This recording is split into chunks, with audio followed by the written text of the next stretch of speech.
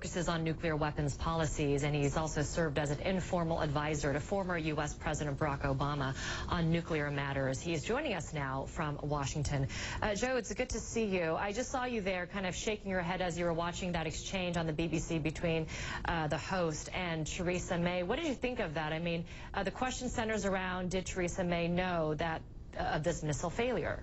Yeah, well, American viewers are becoming familiar with this now with the new Trump administration, where officials simply do not answer the question and then go on the attack and attack other people in the course of answering it. I think Prime Minister May is in deep trouble over this issue. Look, there's nothing unusual about missile tests failing. It happens fairly often.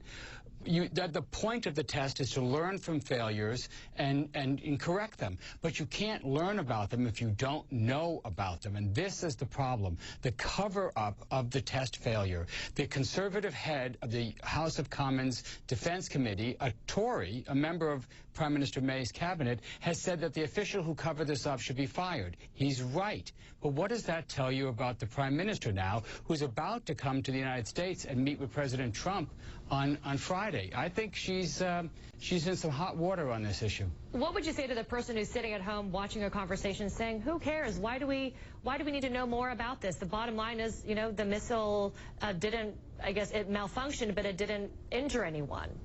Well, that's true, and that's nothing wrong with that. And if they disclosed this back in June when they tested it, the previous 4 tests had been successes and had been trumpeted by the administrations as proof of the program's success.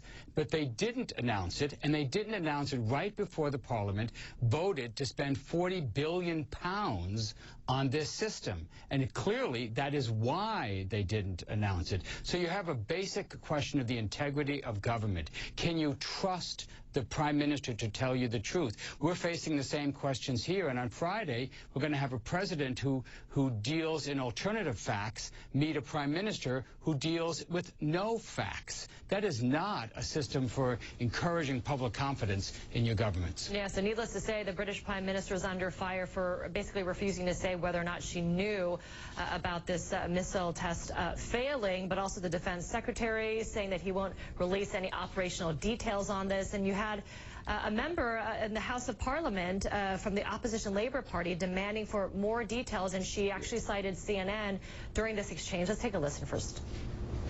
The Secretary of State has advised us not to believe everything we read in the Sunday newspapers, but should we believe the White House official who, while we've been sitting here debating, has confirmed to CNN that the missile did auto self-destruct off the coast of Florida? And if that is the case, why is the British Parliament and the British public the last people to know? So, you know, Joseph, what kind of information do you think should be released? What kind of details should be released to the public?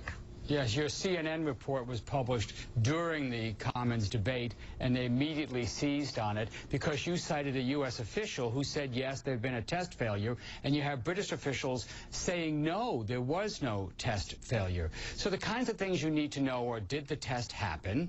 Okay, what succeeded, what worked? So this missile went out of the test tube. The crew apparently launched it correctly, so those are good things. But then it went off course. Why did it go off course? What does this mean? Are you going to retest? If this was a data input problem, which the British officials are saying, why was there a data input problem? That's what you need to know before you spend $40 billion on a new system. And the Scottish opposition members, the members of the Scottish National Party, who have these bases in Scotland, have to be concerned about the safety and reliability of these ships and whether they want to stay as a member of the United Kingdom with a government they really can't trust with basic facts about whether a test happened at all.